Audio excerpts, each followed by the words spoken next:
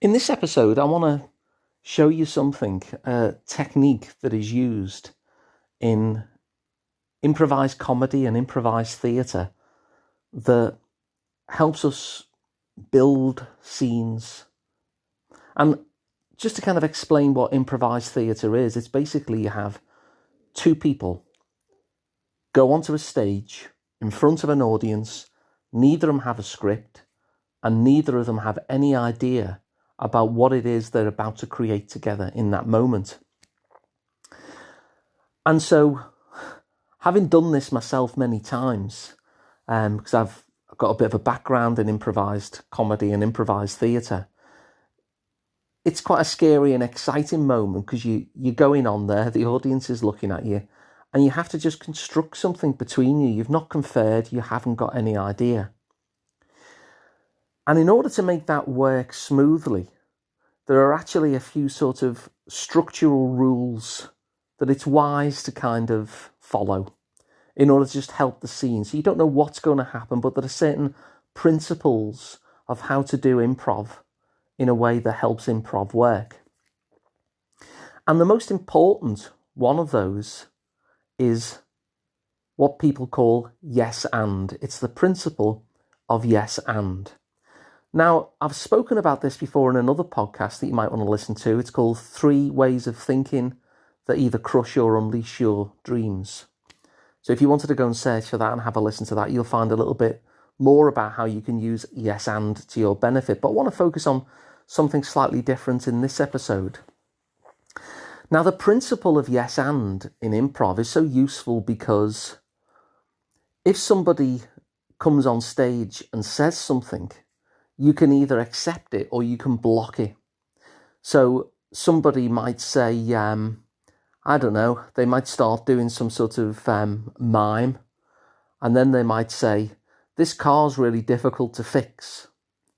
Now, straight away, they've endowed this world that we're co-creating with the existence of a car. And so now I have a choice. Do I either accept that reality or do I deny that reality? So there's 2 things I could do. I could accept that it's a car and build on the fact that a car has just been placed into the world. So I might reply with something like, yeah, but it'll be worth it when it's fixed because it's such a great car. And in that response, what I've done is I've accepted the reality from my scene partner and I've said something that builds on that reality and adds something to it. So the yes is the acceptance and the and is where you add something to build something and create something on top of it. The other way, if I'd not gone yes and, I could have said, that's not a car, that's a German Shepherd, a dog, That would have made the scene very difficult, very jarring for the audience, would have made it very difficult for my scene partner as well.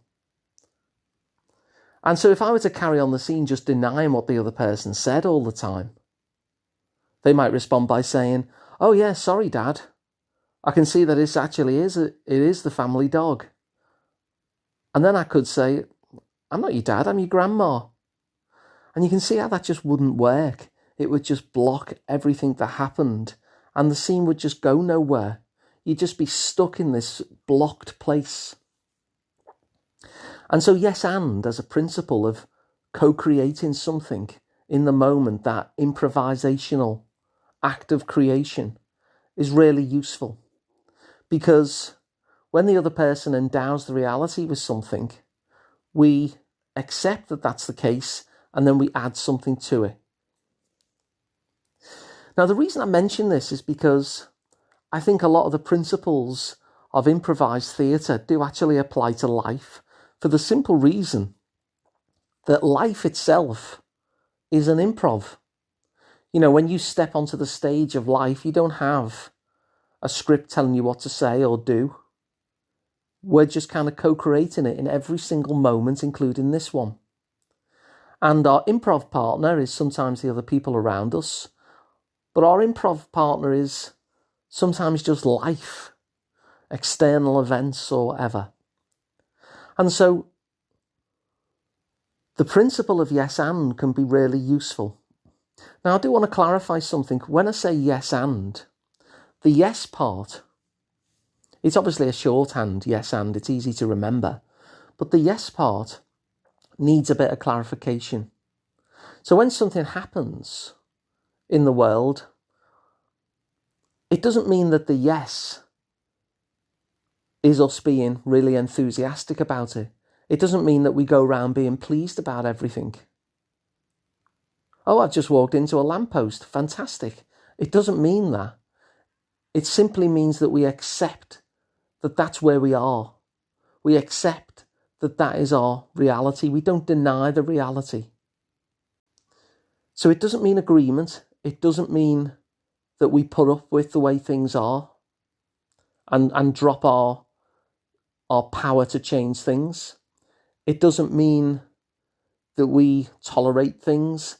And it doesn't mean that we have to be enthusiastic about everything that comes our way. All of the yes means in an improv sense is that we accept where we are. We don't deny the reality of it. We see where we are, and then we use the and to try and build on it. So when we're going through our life, using the principle of yes and, it means that even when something that we don't want to happen happens, it allows us, through an acceptance of where things are actually at, to then build on that thing, even if it's a negative thing, in order to take the next step. So I'm curious if you were to apply this idea into your life, so that the yes didn't mean agreement, didn't mean enthusiasm, didn't mean swallow it and move on and carry on and be okay, doesn't mean tolerate, doesn't mean put up. It just means that you don't deny the reality, that you accept that you are where you are, that things are happening as they're happening. And from that place of reality, build upon it. What can I add to this? What's the next step that I can take, given that this is the reality that I'm in? I'm wondering, what difference will that make to you in your life if you try this on? If you try on the improv principle of yes and, of accepting the reality and building something on top of it, would make to your life. So if you find this useful, then feel free to share this podcast episode to your friends. If you want to subscribe to this podcast, it comes out every day, short few minutes in order to set the day up. And you can subscribe wherever you get your podcasts. It's completely free. If you prefer it by video, just go to sliceoftherapy.com. You'll find the whole back catalogue of podcasts there. And you can work with me directly. I'm Alun Parry. I'm the director of the Liverpool Psychotherapy practice. And you can find that at liverpoolpsychotherapy.co.uk. So thanks for listening, and I'll be back tomorrow.